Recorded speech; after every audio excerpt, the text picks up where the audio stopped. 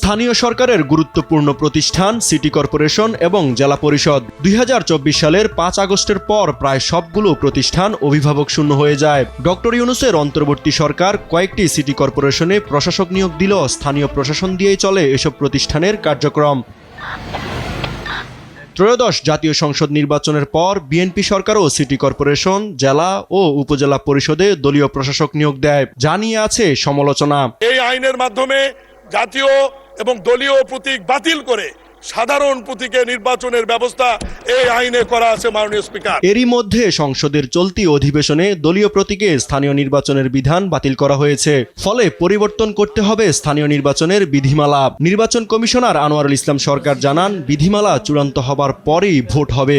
রাজনৈতিক প্রতীকে নির্বাচনটা হতো, সেইটা এখন বাদ দেওয়ার সিদ্ধান্ত হয়েছে। আপনারা সংসদে আলোচনা হয়েছে, সংসদের সিদ্ধান্তটাও আপনারা জানেন, পত্রপত্রিকায় আসছে।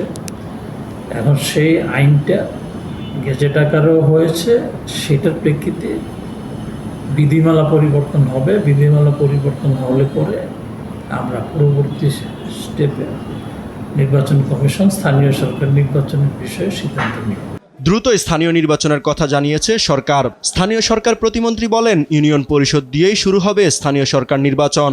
ইউনিয়ন পরিষদ, উপজেলা পরিষদ, পৌরসভা, জেলা পরিষদ এবং সিটি কর্পোরেশন 5টি স্তরে পর্যায়ক্রমে, তবে আমরা শুরু করব ইউনিয়ন পরিষদ থেকে।